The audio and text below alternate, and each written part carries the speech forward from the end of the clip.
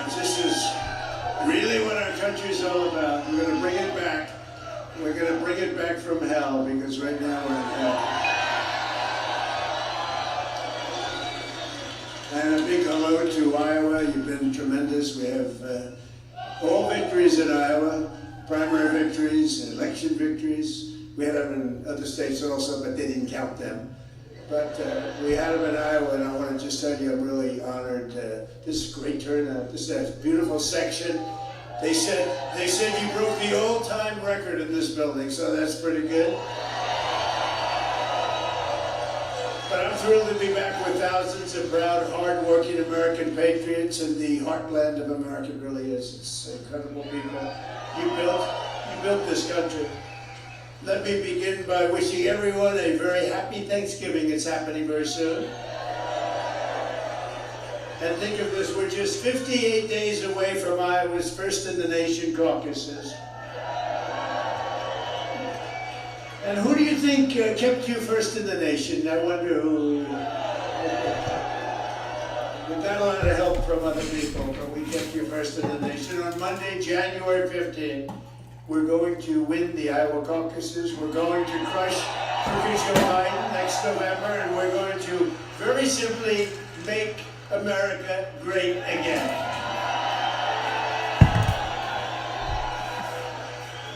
I want to thank some of our great politicians and celebrities and others. We got a lot of them in this room, but one of them, the first person to endorse me in the whole country. Forget about Iowa. He's in the whole country. Brad Zahn, your senator. Come here, Brad.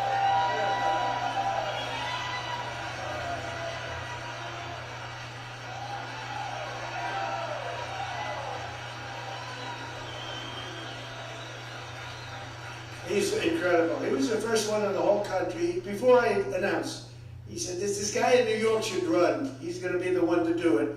And I tend to remember those people. You know, I happen to be loyal, unlike some people, right? We happen to be loyal. So thanks very much, Brad. I appreciate it. Tim Cranbrink. Tim, thank you very much. Where's Tim? Thank you very much. Jeff Taylor and Lynn Evans. Incredible.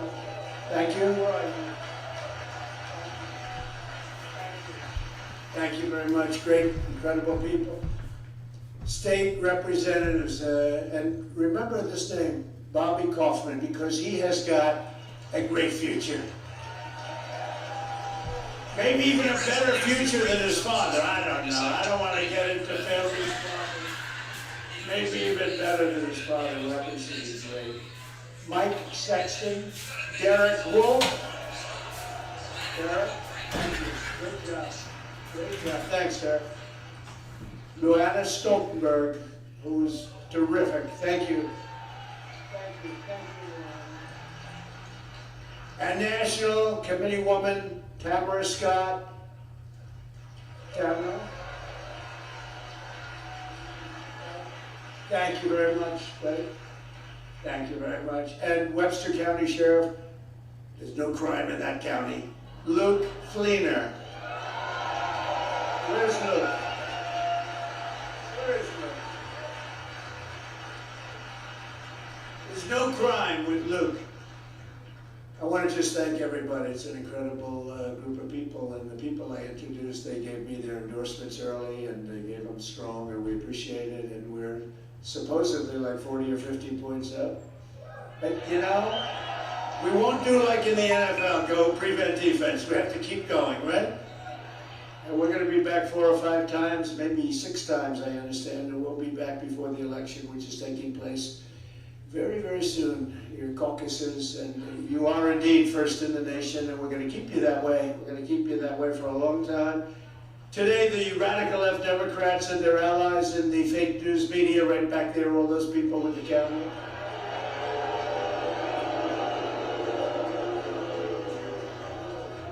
are having an absolute meltdown because last night our campaign won a gigantic court victory in Colorado.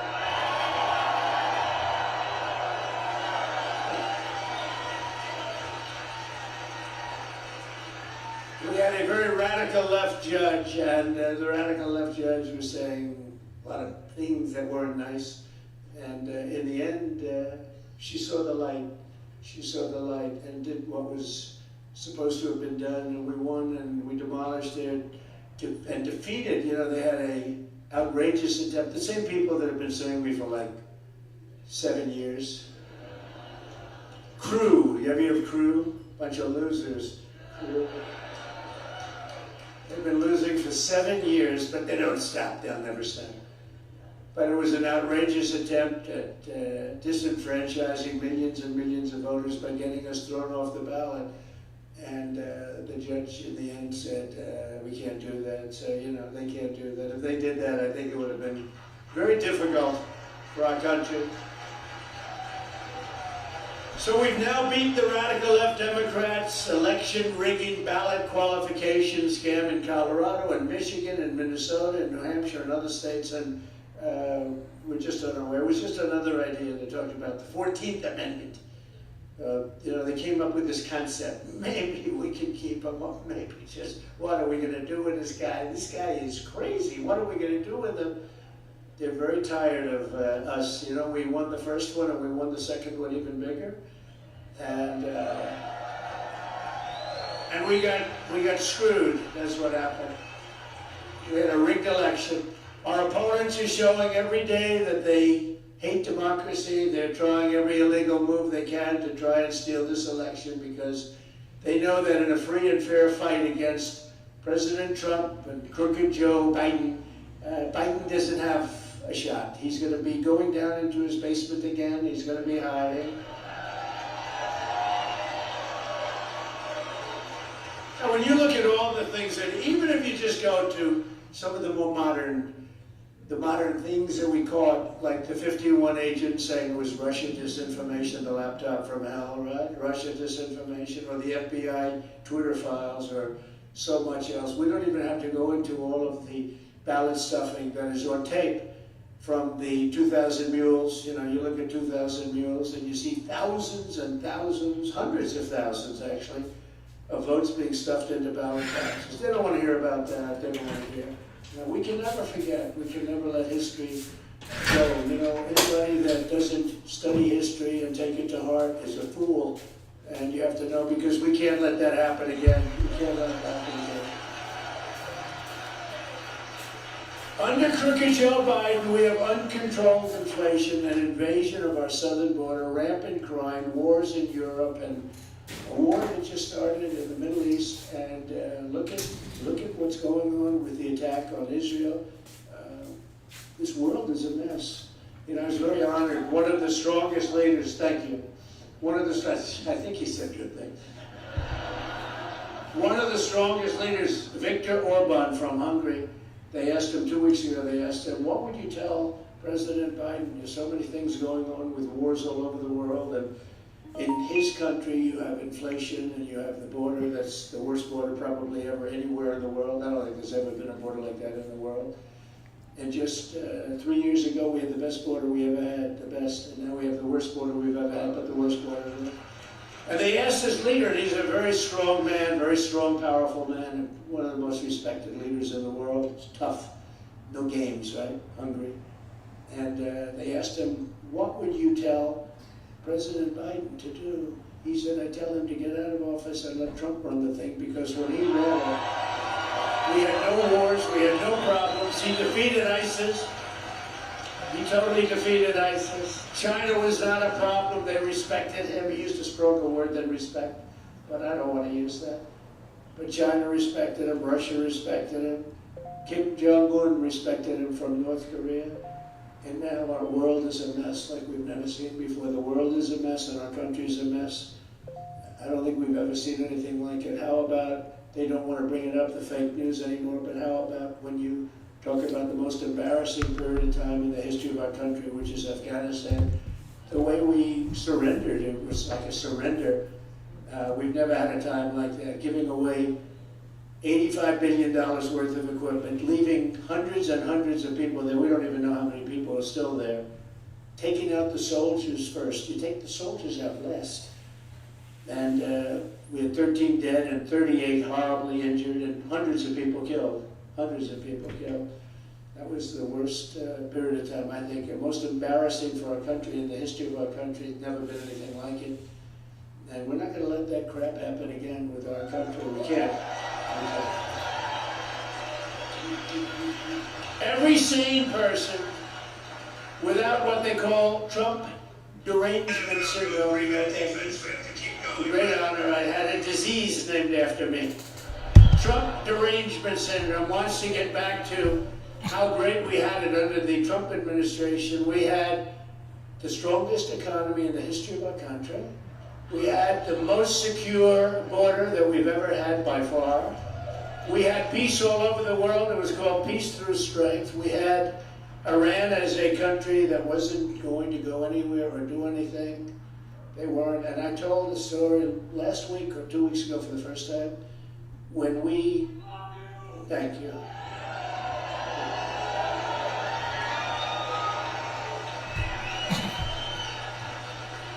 Thank you. Doesn't sound like my kind of a lover, but that's okay. Thank you. He's all man, that guy. I gotta tell you, you gotta see this guy. Anyway, but thank you very much. Something happened that was very interesting because one of our drones was shot down and we countered with that, and then we had a counter. This is Iran when they countered. I said, if you counter, you're going to be in deep trouble. If you counter, you better not counter. And they called us and they said, listen, we're going to aim at a fort, military base, but we're not going to hit it. These are very accurate missiles. They have actually very accurate missiles. They have very good stuff, unfortunately. But we're going to send up 18 missiles that we're not going to hit. So of the 18 missiles, 6 of them self-destructed in air. And the rest of them landed outside of the military base and areas where there were no people, so nobody was killed. They had some explosions. But when they call us to tell us, listen, don't be upset, don't be angry, we sort of have to do it because we have to do it. You know, they have self-respect also. We hit them, they have to do something. But we're going to hit, but we're not going to hurt anybody. Please understand that. And I said, that's a sign of respect. You think they do that now? We had 59 attacks over the last 3 or 4 weeks. They don't say we're not going to hurt anybody. They're trying badly to hurt people. But with me, they said, we're not going to hurt anybody. We're not going to do anything that's bad. Please understand. Don't get angry at us, please. So that's the way it should be, right? That's the way it should be. This week, Crooked Joe Biden was in San Francisco for a summit with China, looking like he had absolutely no idea where he was, what was happening, what the hell he was supposed to do. He walked up with a man who looks like a piece of granite, right? He's strong like granite. He's strong, I know very well. President Xi of China. And he's standing there. He's a fierce person.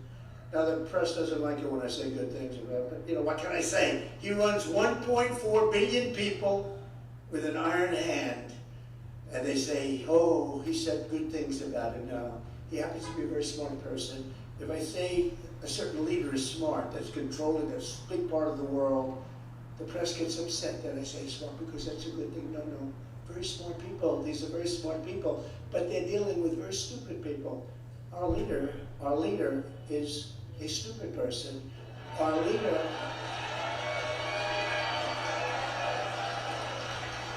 leader can't get off this stage. You see this stage?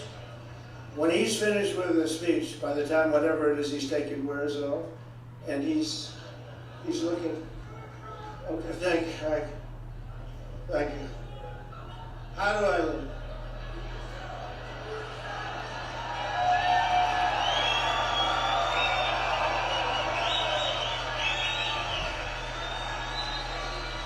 That's what happened. This is the guy we have keeping us out of nuclear war. And by the way, I've been indicted more times than Alphonse Capone. He's the most vicious of all gangsters. If he took you to dinner and if you didn't look proper, if you laughed a little bit, he might think you're laughing at him. It's dangerous to laugh. He'd kill you immediately. He was indicted 1 time. I was indicted 4 times. Once I got indicted the first time, though, I said, now the gloves are off. because out of respect for the office of the presidency, very important, I never hit him this hard. But now I say it, he's the most incompetent president we've ever had. He's the worst president we've ever had. He's a total crook. Total crook.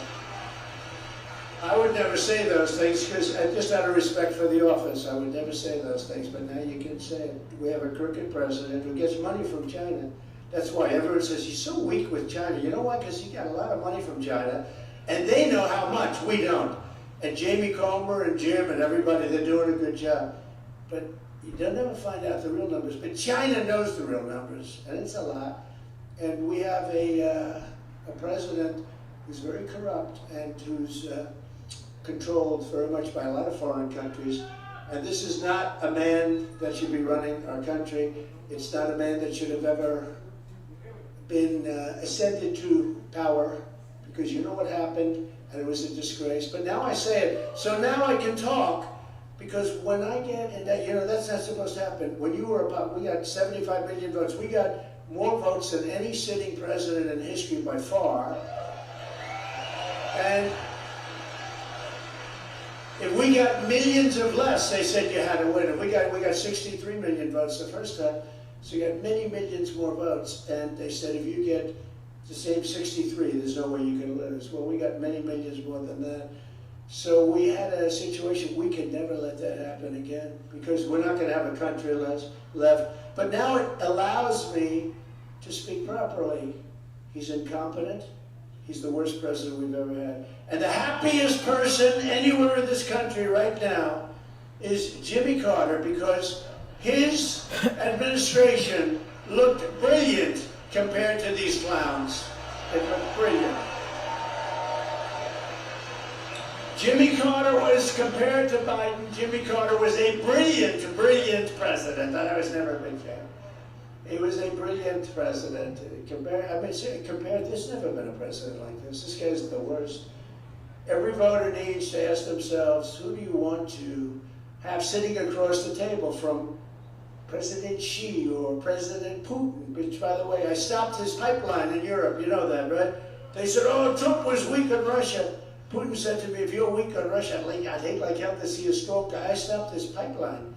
And Biden then approved it when Putin said, you're going to approve it. And Biden approved it. But I don't know how many people know. It's called Nord Stream 2. Nobody ever heard of it until I came along. I said, they're building a pipeline to Germany and going to take care of all of Europe. And we're defending Europe with NATO, where we spent a lot more. But what I did is I cut it back, and I got everybody to now pay, because most of them weren't paying. A little thing that the press never likes reporting on. But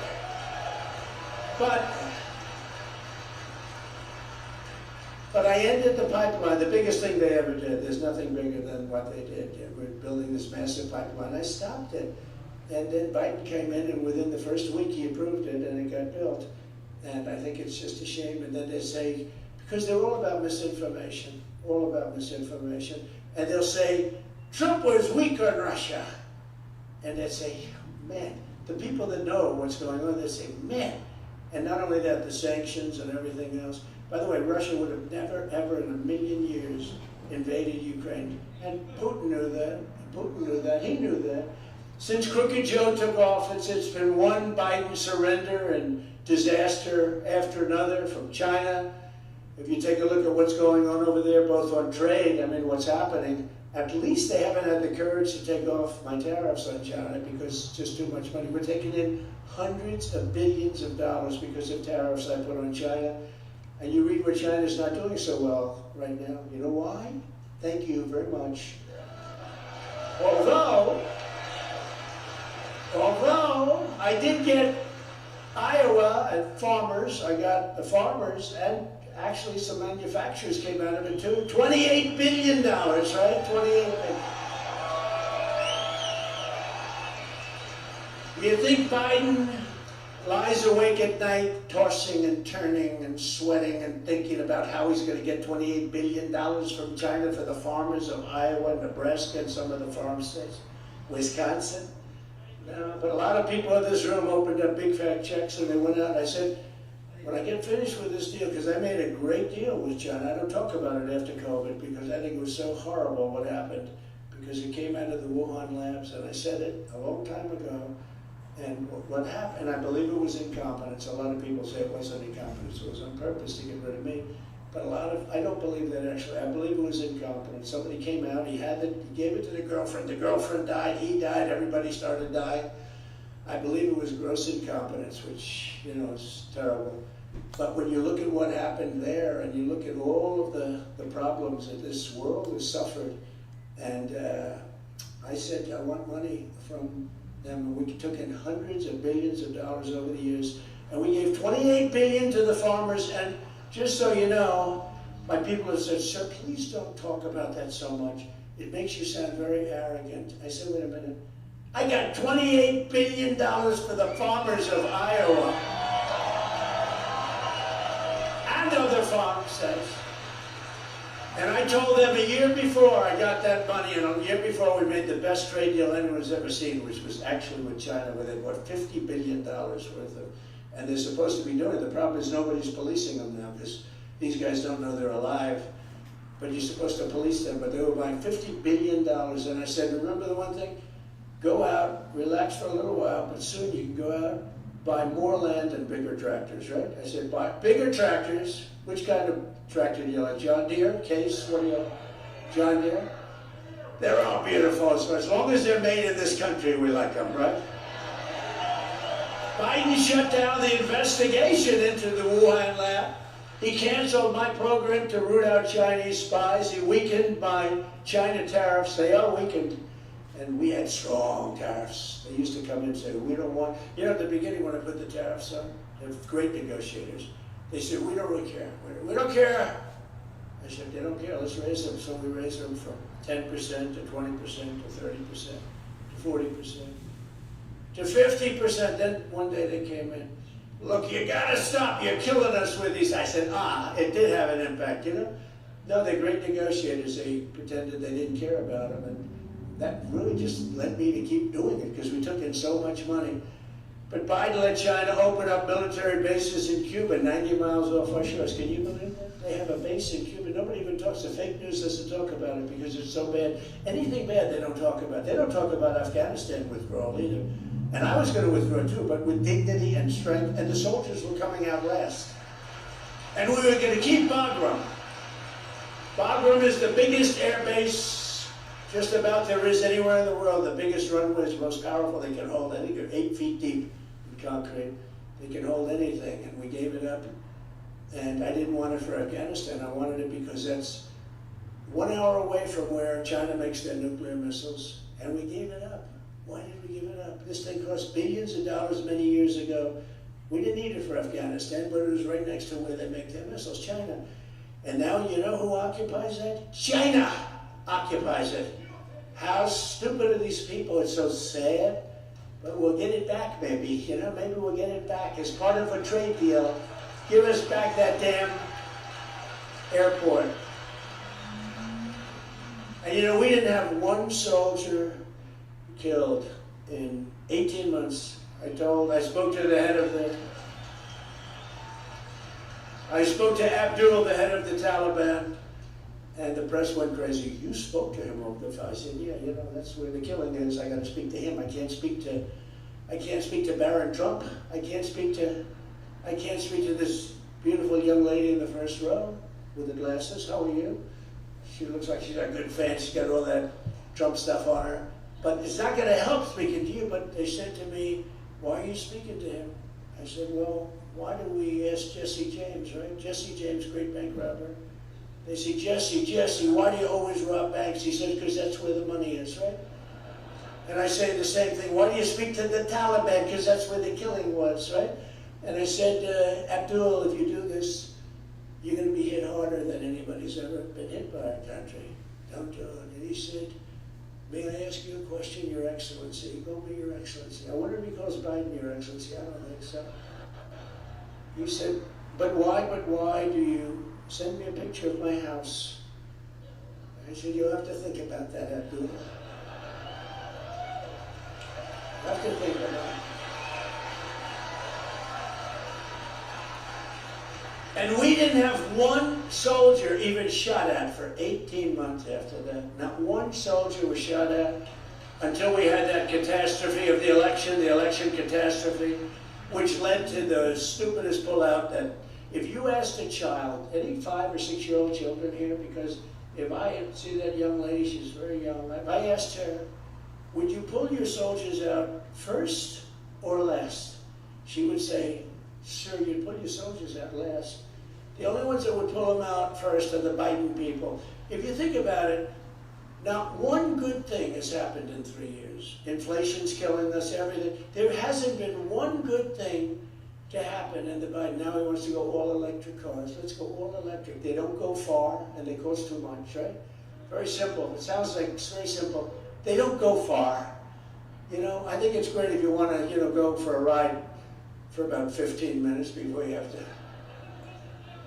We're going to change it all. That thing comes off right away, immediately. That mandate, we'll call it a mandate, comes off right away. But it's very simple.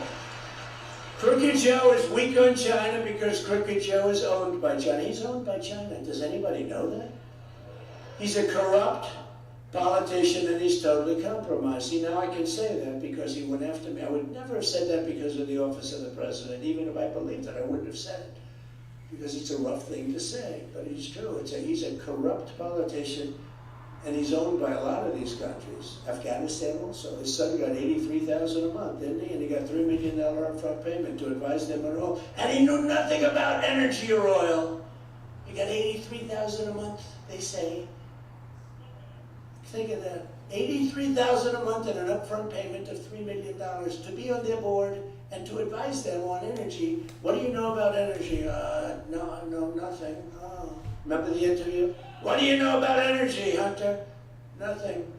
The Biden crime family took millions of dollars from a company controlled by the Chinese Communist Party, with Joe Biden personally receiving large deposits of cash. And now we have a Manchurian candidate in the Oval Office. He's a Manchurian candidate. You know the Manchurian candidate? Go check it out. Go watch the movie. It was pretty good. Not as bad as the real thing, that's one thing. The real thing is even worse. But less than 1 year from now, we will take back the White House from this crooked person.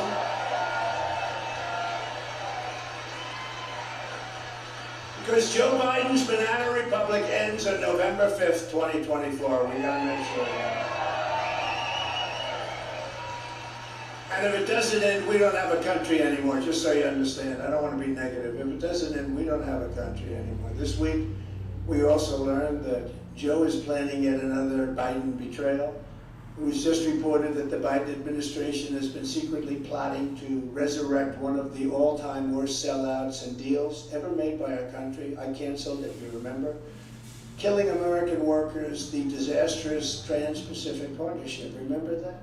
The TPP was a globalist hit job on family farmers, American manufacturers, and in particular on automakers. You won't make any more cars here. I hope the union heads know that, because I think we're going to get most of the auto workers, because when they go to all electric cars, which is preposterous, you can't make them here because we don't have the minerals, we don't have the materials. So we have a thing called gasoline. That's what we have. And we should be using what we have, not what China has. So they won't be making cars here.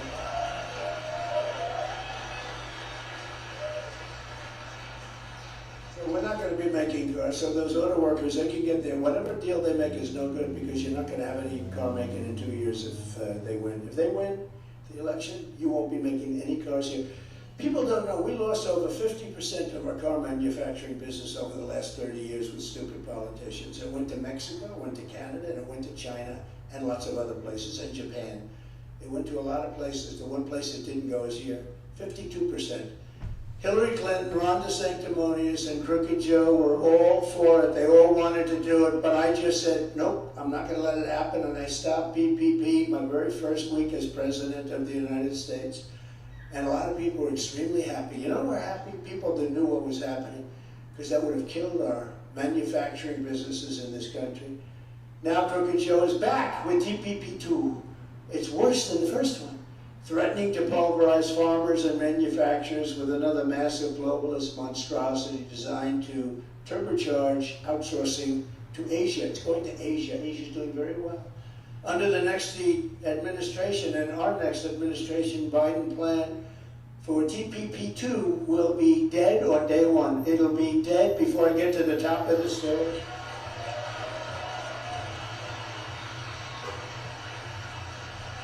We have so many different things. I'll give you an example. So, you know how beautiful the inauguration is. You're down and you're walking up these beautiful stairs to Capitol. Everything's so beautiful. As I'm walking up, I'll be signing about 4 or 5 different documents. I'm not going to wait to get to the end. I may even have a very tiny little desk put on the 20th stair. Because I always like to sign with the desk. Your signature looks much better than holding it up like that. But I may have a little tiny desk put up there so that I can sign on the border. I can sign. We're going to complete everything. You know, we built over 500 miles of wall, but we're going to secure our border. If we didn't have that wall, forget it. And by the way, Mexico paid for a lot of it. You know, they had 28,000 soldiers that they paid. Couldn't get them to pay for the wall because there's no mechanism to do that. How do they pay for a wall that we're building? You know, there's a little legal problem. But they paid much more because they paid for 28,000 soldiers along the border that did a whole beautiful job. You know, with the bullets going both ways. Pancho Villa, did you ever see Pancho? They're less politically correct than we are, I can tell you that. And they did a great job.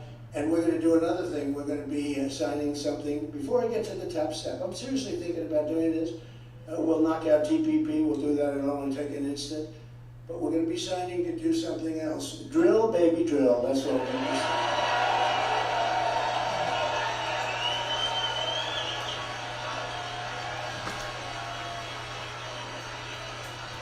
You know, I love these guys. You know what these people are? These are front row Joes. They've been here for, like, some of them 100 rallies. This isn't a rally. This is just a little get-together. You got to see these rallies. They're bigger than ever. So here, you guys have to split this out. See what that says? Trump caucus captain. Can I give it to them? Do you mind? Okay. Thank you very much. So you guys figure it out who gets it, you know? I have another one here. We'll give it to a real caucus captain, right?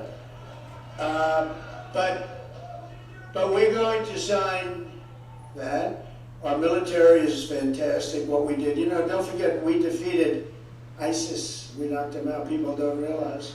It's supposed to take 4 years, and we did it in 4 weeks.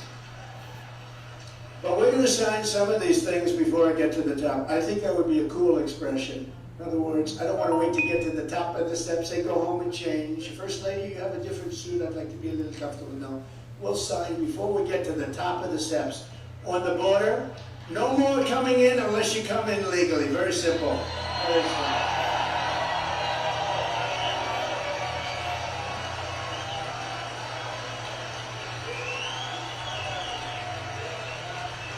Thank you.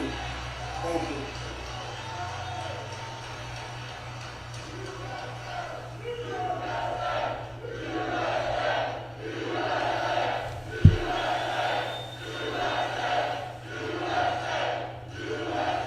Thank you. Thank you.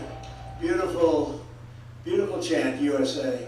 And somehow they associated with me, which is pretty sad because that means a lot of people, they don't associate. It's like Biden. We've got to stop the MAGA movement, MAGA. You know what MAGA means, Joe? If you asked him, what does MAGA mean? I don't know. It's radical. He goes, it's radical. No, it means make America great again. That's all it means. We must stop this radical movement.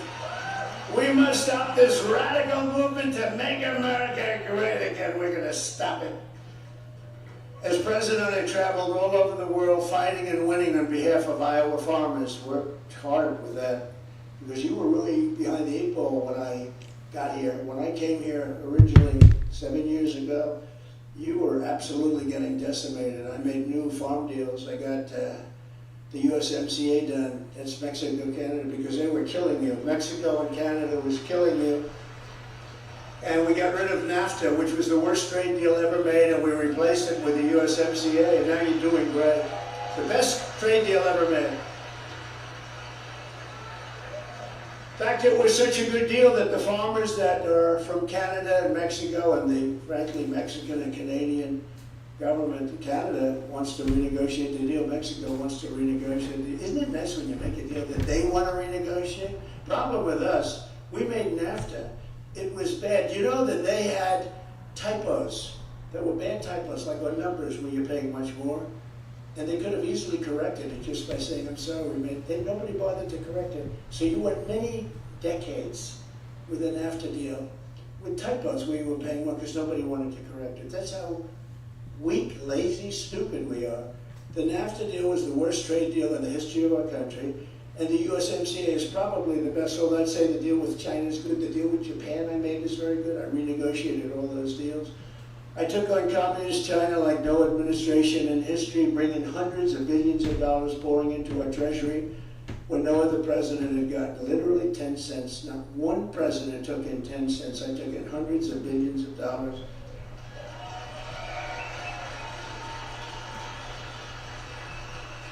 And no one gets abused on trade worse than American agriculture for some reason, yet no other president lifts a finger. Ron DeSanctimonious, by the way, was very bad as a congressman to farmers. He was very bad. I mean, look, I can only say it. He was very bad on farmers, and he was totally against ethanol. Now a miracle happened. He's in favor of ethanol. But you know, one thing I learned about politicians, and I've known it for a long time, whatever they come out with first, that's where they end up. So they're going to, come out in favor of ethanol all of a sudden out of nowhere. He was very bad on ethanol, and he was very bad on farmers. He was against a lot of different things in the Farm Bill, and I got those farm bills passed quickly and effectively, and you got your money, but you got that $28 billion, and that was the greatest thing, I tell you.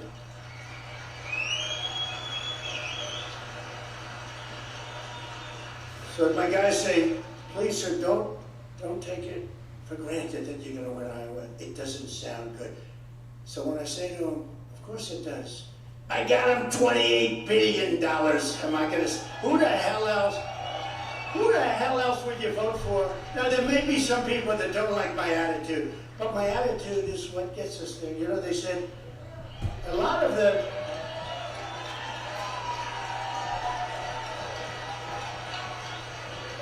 I don't know if you've seen, they have a lot of this, you don't mind it when I go off this thing, it's so much more interesting. They have a lot of people that say, we want Trump policy without Trump, because we don't like his personality. And then somebody who's actually a brilliant commentator, they said, here's the problem, that Trump policy doesn't work without Trump, because they're never going to be able to get it. Right? Under my leadership, we will have a rebirth of loyalty to the American farmer starting at noon on Inauguration Day 2025. And not only the farmer, manufacturers, everything else. To defend our farmers, I will pass the Trump Reciprocal Trade Act. You know what that is? If China or any other country makes us pay a 100 or 200 or 300% tariff or tax, we will make them pay an identical 1, 2, or 300% tax rate. And that will solve the problem, and we're going to take in a lot of money, or all those taxes will disappear. Right now, they charge us 100%, 200%. I put a tremendous tax on their cars, and it really hurt them. And as you know, China's not doing well right now. They're announcing their economy's bad. That's because of the tariffs I put on. And I was nice in those tariffs. I'd only charge them like 50 to 100%. They were lucky. But I would have gotten a lot less nice if they want to play cute, because what they're doing now, they're treating us like children. They're not treating us with respect. They always treated us with respect. And I like President Xi. I got along with him until COVID. Then COVID was a step too far. But I got along, I thought he was a great guy. I thought, he's heading a country. He's for China. I'm for the USA. So I understand that. I mean, that's the way it goes. But I always got along well with him. I got along well with Putin. That's a good thing. He would have never gone in. But I got along well with Putin. That's a good thing. He's got many, many nuclear weapons. And the next war is going to be a nuclear war, and that's called obliteration. And we have a man that can't put two sentences together negotiating for us. We have a man that, as I said, can't find the stairs off this platform, and he's going to save us from nuclear war. We have never been in such danger, in my opinion, as we are right now, because we're not a respected country anymore, and we have a man that doesn't have a clue. Doesn't have a clue. You better hope so.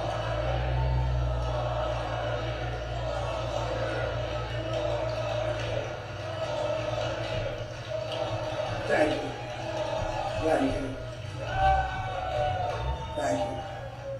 I will revoke China's most favored nation trade status. Think of this. They have a most favored nation because they're a growing country. Well, we're like a growing country too. We're trying to fix our cities that are all in decay, run by Democrats, by the way, run by Democrats, every one of them. They're in decay. I met your policeman backstage. I said, I'll bet you have no crime here. No, sir, we have none. I said, and if you do, what do? We take care of it, sir. There's no crime. You don't have people getting bopped over the back of the head. You don't have people being pushed into railroad trains or, in our case, subways. You don't have any of that stuff. But these guys, these are real important people. These are great people. We have to give them tremendous honor and respect. Law enforcement. Law enforcement. Because they'll stop all the problems with crime.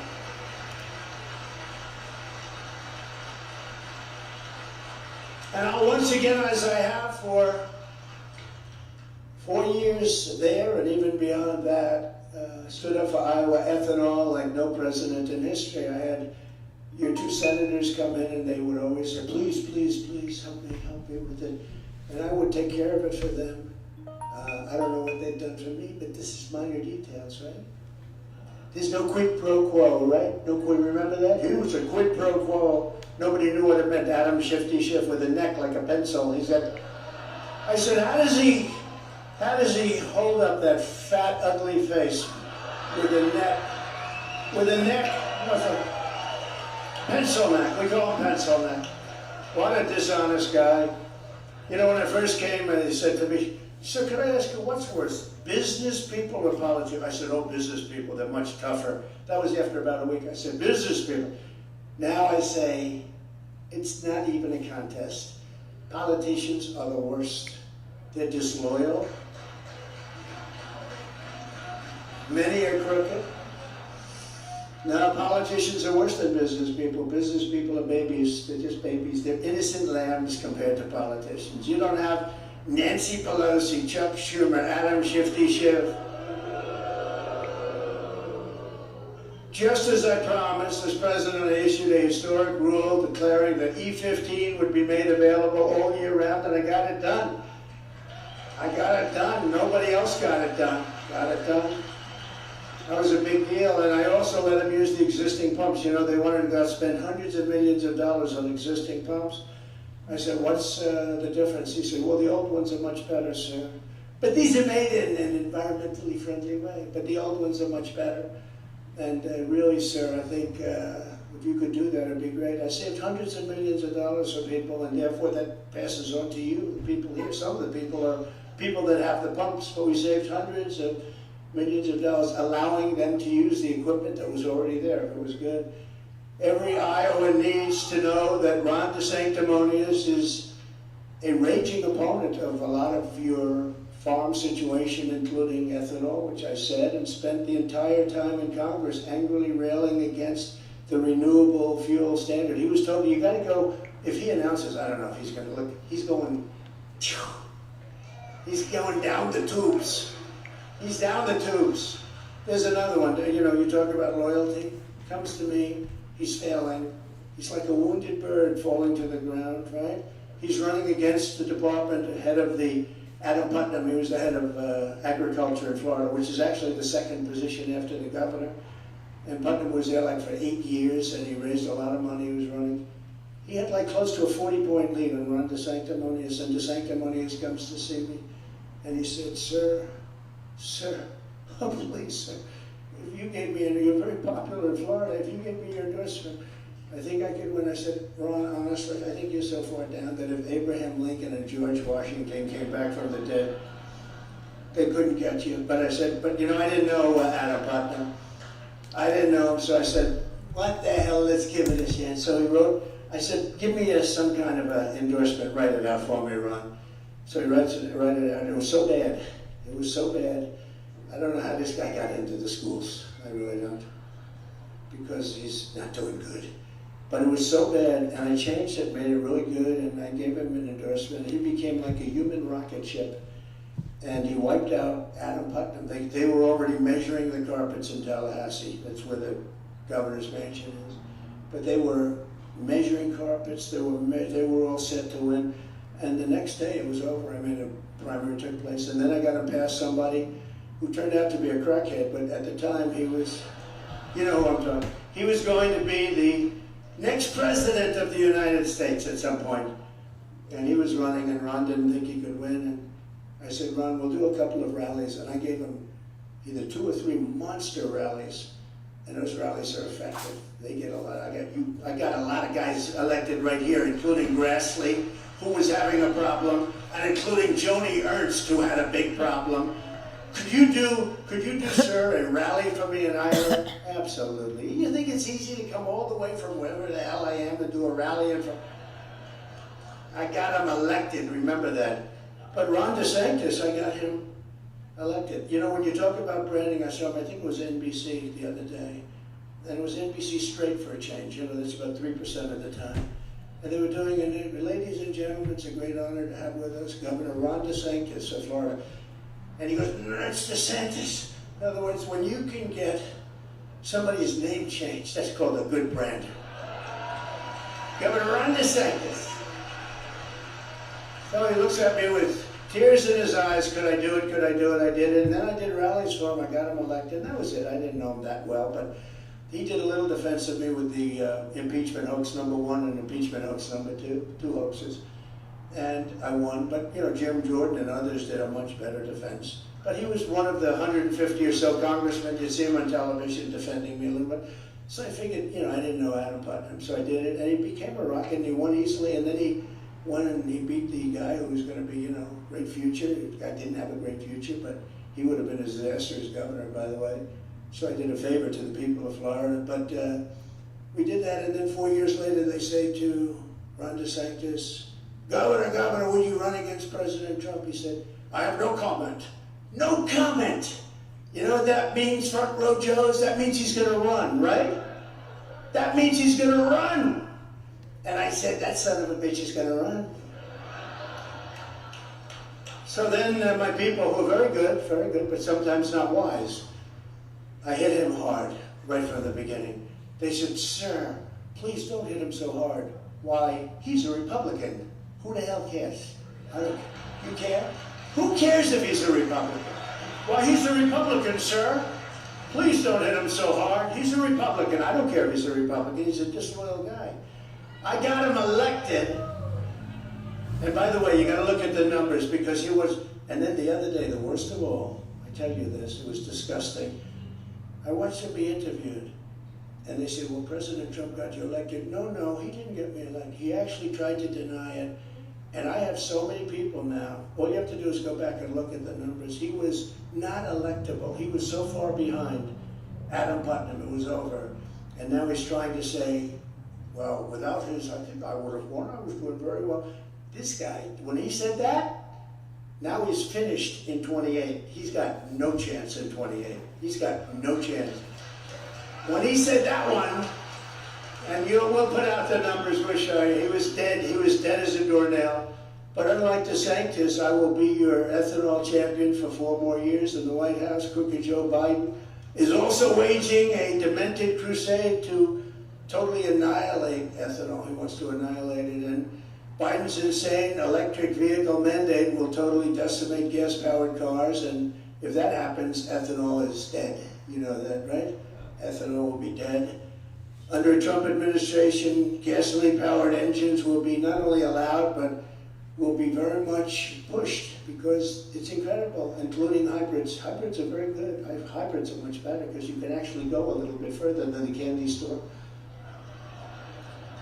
So we're going to allow gasoline-powered engines, but we are not going to allow child sexual mutilation. We're not going to allow that.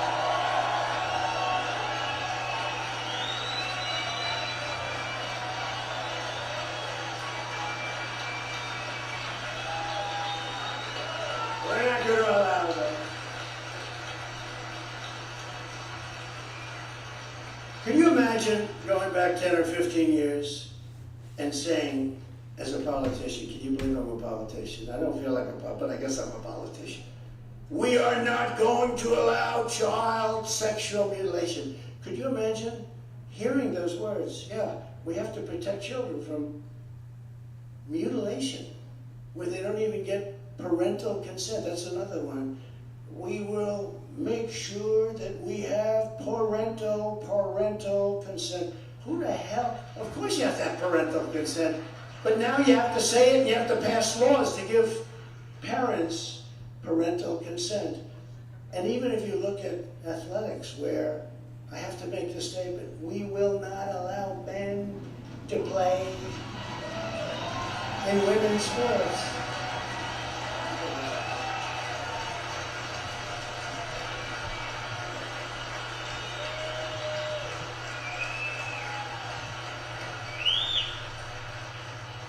Did you see the other day a young lady, a good field hockey player, I don't know too much about field hockey, but I know if a guy hits the ball, it goes very fast. Faster, unless we have a superhuman here, but generally speaking, that's not going to happen. He whacked the ball, and it hit the girl in the face and just wiped out her whole mouth and teeth, and she was badly hurt. Because it was like, this thing's coming at her, she never saw anything like it. And the guy was big, a big, strong person, who transitioned. He transitioned, but he didn't transition his muscle. And he took that ball, he whacked it, hit her right in the face. She said, I've never seen anything like it. It came at me, there was nothing I could do. The weightlifters, you see the weightlifting records are being broken by 100 pounds. Guys that, records stood for 18 years, they couldn't get a quarter of an ounce, an eighth of an ounce on each side of the barbell. They couldn't do it. And these guys walk up and they break the record by 143 pounds or whatever it is, some crazy number. It stands for like 18 years, a quarter of an ounce on each side of a big barbell. And then some guy comes up, ding, oh, this is easy. Have you lifted before? No, I haven't actually. No, the whole thing is crazy. The records are being broken at levels. And it's very demeaning to women, actually. Very demeaning to women.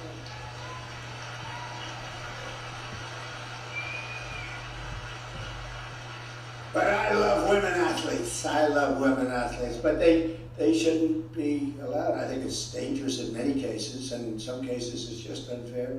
The sad part is that a lot of women, they know this, and they don't want to talk about it because, we're in like this communist regime nowadays where you're not allowed to speak the truth on elections or on things like that. And if they do, they try and have you thrown in the clinker. These people are sick, and they're not going to get away with it. They're not getting away with it. Crooked Joe puts China first, he puts Asia first, he puts Ukraine first, he puts illegal aliens first, environmental maniacs first, environmental maniacs that want to destroy our country. Everyone else is first. He puts, think of it, he puts America last. He puts Iowa last, your farmers, your manufacturing. You got a lot of manufacturing here too. He puts our workers last. He puts our farmers last. He puts everything that's good in our country last. I put Iowa first, and I put America first every single time. Very simple.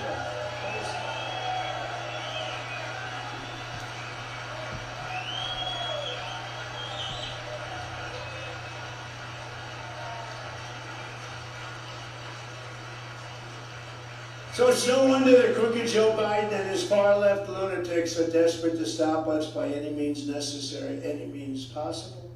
They're weaponizing law enforcement for high-level election interference because we're beating them so badly in the polls. The polls are incredible. The Iowa State poll came out recently, just now, I think. Trump is 54%, DeSanctimonious is 18% and falling, and Birdbrain is 12%. Birdbrain.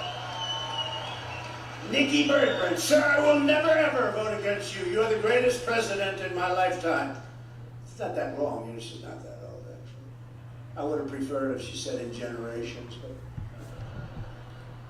what is she, 54 or something? I'll take the 54, right? But you're the greatest president, sir, I will never, she said it over and over again. I will never, they asked her, would you ever run again? No, I will not.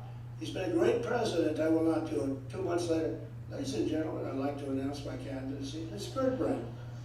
I know her well. She's not up to the job. In New Hampshire, DeSantis is down in 5th place. Did you know that? 5th. This is a fall like nobody's ever seen before.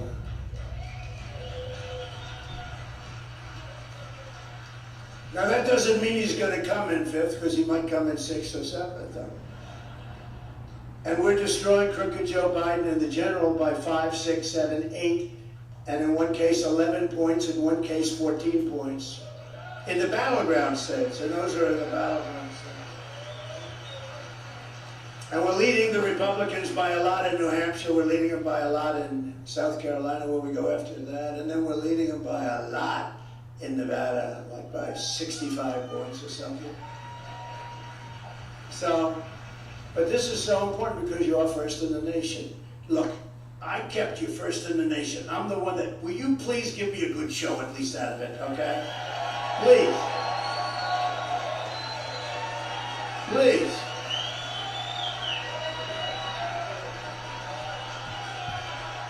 I mean, that's the least you can do.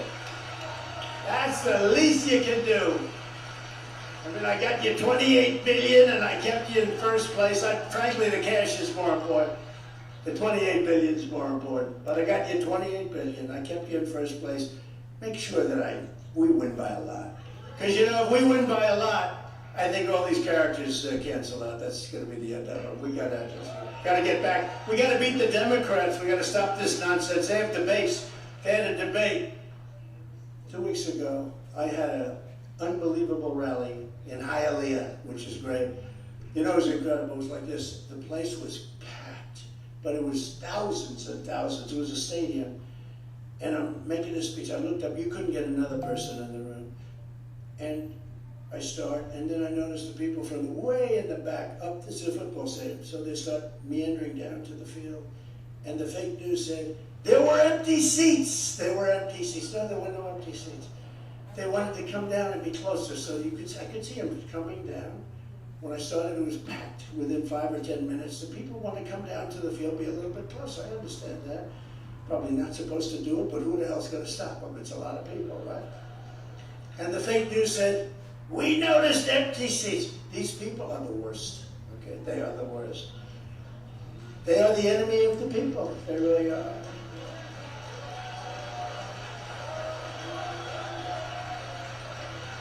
The radical left Democrats rigged the presidential election of 2020, and we're not going to allow them to rig the presidential election of 2024. We're not going to allow it. Not going to allow it.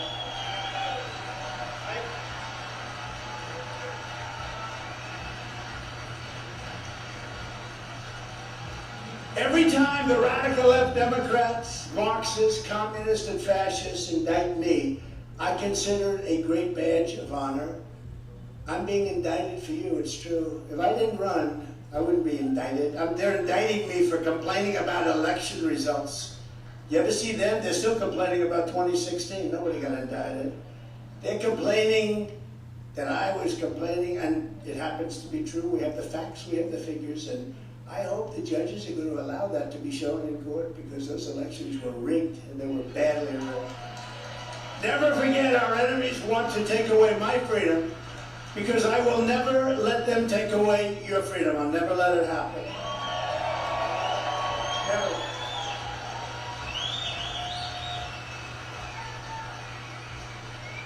They want to silence me, because I will never let them silence you. It's very simple. In the end, they're not after me, they're after you, and I just happen to be standing in the way. That's true. That's true. People ask me, well, you've done it again, sir. You had such a great life. You had all these wonderful places. You could go all over the world. You saw how strong my company is with this fake deal that's going on now. We didn't know he had that kind of cash. We didn't know he had that kind of a company. They know, because it was a private, turned out to be a great company. Then they had to change their whole concept, because they started off with a concept where it was the opposite. Now they're saying, oh, this is not good. And it's a great company. That's one thing that's come out. We have a crooked judge. We have a rigged court case. We have an AG who campaigned on, I will get Donald Trump. I will get Donald Trump. I swear I will. And then she says, oh, I never said that. We got about 30 tapes. I will get Donald Trump. I will get him. She doesn't know a thing about me. She didn't look at anything. She's campaigning. She wasn't in office or anything. Didn't see anything. Nobody knew it was a private company. I will get Donald Trump. She's a radical lunatic. And we're winning this case so much, but we have a judge that refuses to give up. And we have a judge who's a Democrat club politician. Think of this. You put a piece of your life, you built this great thing, and you put a piece of your life, New York City, where we did so well, in the hands of a radical left lunatic judge from the clubs. From the clubs. He's a Democrat club politician. He's now been overturned 4 times. He's been overturned more than any judge in New York State. And I got this guy as a judge. But somehow it's going to work out. Somehow, I can't tell you how, but somehow it's going to work out. Now what it is doing, and I believe the reason we're doing so well in the polls is because the people see it. They see it as a persecution of a political candidate. They see it as a continuation of the greatest witch hunt of all time. That's what it is. This is the greatest witch hunt. It started with Russia. Remember that? He was with 4 hookers. You think that was good that night to go up and tell my wife, it's not true, darling, I love you very much? It's not true. Actually, that one she didn't believe because she said he's a germaphobe. He's not into that, He's not into golden showers, as they say they call them. He's not. I don't like that idea. No, I didn't. I thought that would be a big problem. I was going to have a rough night, but that one she was very good on. She said, no, you're okay on that one. This is far more than a campaign that we're all involved in. This is a great political movement, the greatest in the history of our country. This is the greatest movement in the history of our country. Think of that. I appointed over 300 federal judges and 3 great Supreme Court justices. I kept my promise. I recognized Israel's eternal capital and opened the American embassy in Jerusalem. Hard to do, got it done. I also recognized Israeli sovereignty over the Golan Heights, but those are all things we've done. And now you look at what's going on and they don't sound as important, right? Because you look at what's happening over there. It would have never happened, should never have happened, and I would get it stopped very quickly with success because you can't let what happened with that raid was so horrible. Nobody's seen anything like it. They didn't even talk about it. 42 babies had their heads chopped off. I mean, this is savagery and other things, many, many other things. Thousands of people. Nobody's seen anything like it. I withdrew from the disastrous Iran nuclear deal, and we would have had to deal with them right after the election. Because Iran was broke. I told China, if you buy oil from Iran, we're not doing business. I told that to India, I told it to every country, you buy oil. And they were broke. They weren't paying to Hamas, they weren't paying to Hezbollah, they weren't paying to anybody. They were broke. And they would have had a deal and they would have been happy with it. I would have been happy, everybody would have been happy with it. But when these idiots took over, they immediately took off all those sanctions, and Iran now has, forget about the $6 billion on the trade, you saw the trade, five hostages for $6 billion, remember? They got 6 or 5, but they got $6 billion. So I said, give me the bad news. Well, the bad news, because I saw they got 6, you got 6, 5 and 5, $6 billion. I said, you mean, are they paying anything to us? No, we give them $6 billion, meaning we free up. That's the same thing as far as I'm concerned. Then the other day, yesterday, they approved $10 billion more, $10 billion more. And Iran now, and that's peanuts compared to what they've been allowed to make with the oil. They have probably $125 billion now. They have tremendous amounts of money. They're a very rich country. And when I was there, they were broke, and everybody talked about it. In fact, I saw one of the people that are up there, a real terrible reporter, but said the other day, one thing I will say, Iran was broke when Trump was running this country. They couldn't do anything. They didn't have the money. They couldn't feed terrorism. Now they have so much money, they don't know what to do with it. And with the historic Abraham Accords, I even made peace in the Middle East, and that would have gone on, and we would have had every country, I think including Iran, in that deal, ultimately. But they did nothing with it. They did nothing. For 4 straight years, I kept America safe, I kept Israel safe, I kept Ukraine safe, and I kept the whole world safe. And we will again as the 47th President of the United States. Right? Before I even arrive at the Oval Office, shortly after we win the presidency together, I will have the horrible war between Russia and Ukraine settled. We're going to get it settled. I know Putin very well, get along with him. I know Zelensky very well.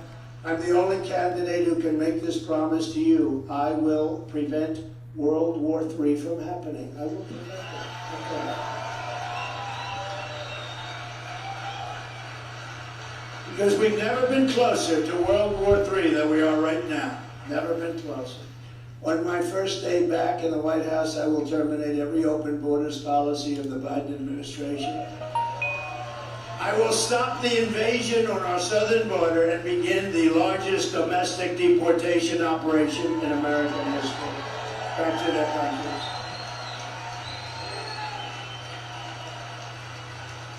I will immediately restore and expand the Trump travel ban. We all know what that is.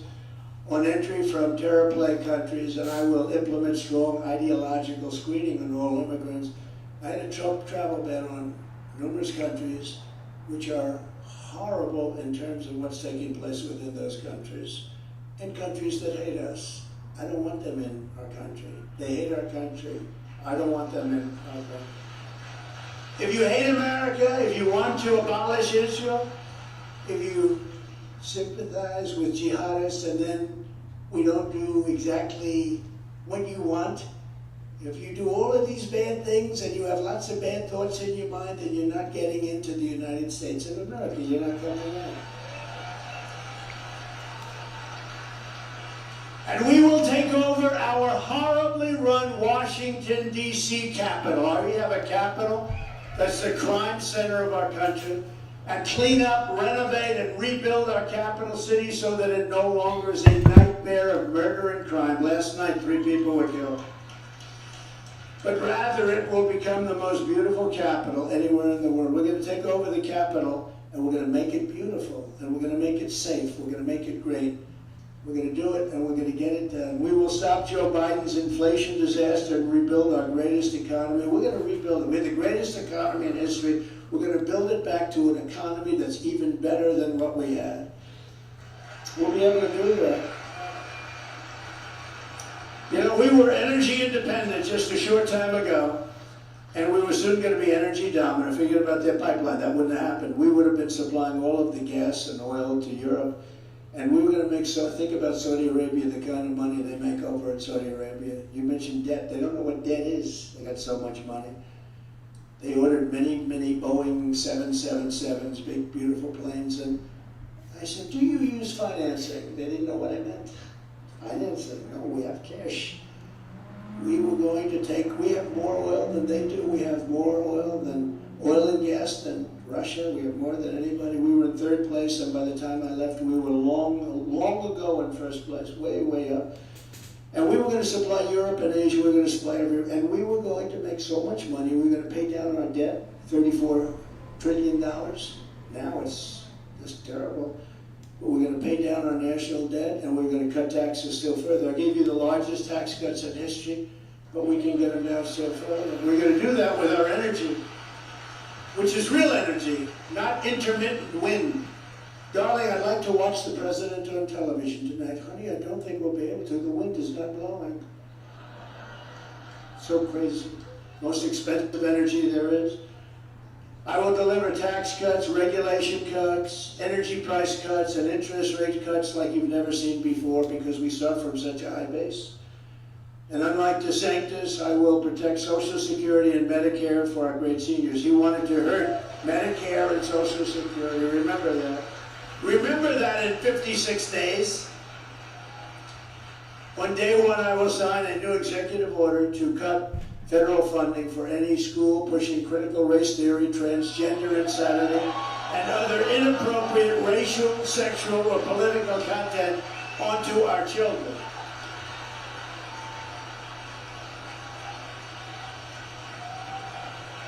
That's an easy one, right? That's an easy one. So I want to just tell you that you're a very special group of people. This is a special place to be because of the great success that we've had and that we continue to have. And based on the polls, it looks like we're in good shape. But you know, the worst thing you can do is say, oh, you know, we're going to stay because he's leading by so much. Get out and vote. Because there have been some bad surprises. You know, when everybody says that, bad things, there's been some bad tragedies before. Everyone says, oh, Trump is going to win by so much. We don't have to vote tonight, darling. Let's go sit home and watch the caucus on television. Let's watch it on television. And they say, what's happening here? Very few people are voting. What's going on? No, we got to get out and vote. We got to make sure, you know, we have to send a great signal. And then maybe these people just say, okay, it's over now. It's over. We got to end it because we have to focus on crooked Joe Biden and the Democrats. That's what we have to focus on. We have to do what we did for 4 years. We did things, you know, people, even bad people back there said I was a great president from most standpoints of what you talk about, the economy, all of the things. We would have had no inflation because oil caused the inflation. When they shut off the spigots, oil went up so high, energy costs went up so high. And you know, you're one of the highest states in the country. I mean, I hate to tell you that, but you're one of the highest states in the country because they wouldn't allow a pipeline to be cut through a very poor section of New York State. And I'm going to get that done. I almost had that done, and then we had the rigged election, but it would have been done. So I just want to tell you that we have to really swamp them and swamp them big. We're going to have something that's great. They want me to tell you to go out and sign up. We have a book here, beautiful book. Look at this book, how beautiful that is, see? You read pictures, but it basically is you sign up and you become a caucus captain. We want you to be a caucus captain. Does anybody want to be a caucus captain? Okay? So here's what I have. Look, you can sell this tonight on eBay maybe for $20,000 or $25,000. But if you do, I'm going to be very angry at you. So I'm going to give you one here. Good luck.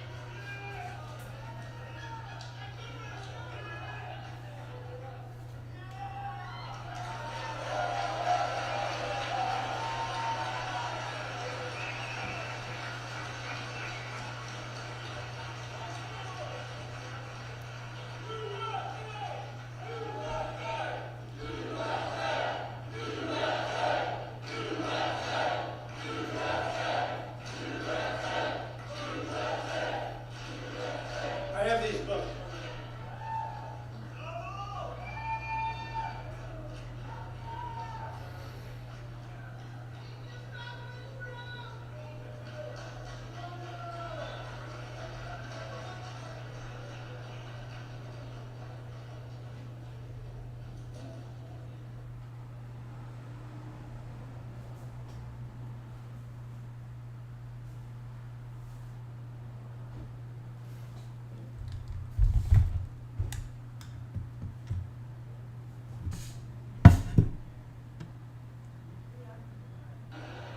No, but you'll all get, everybody gets a hat when they sign up. We have those hats are beautiful, by the way.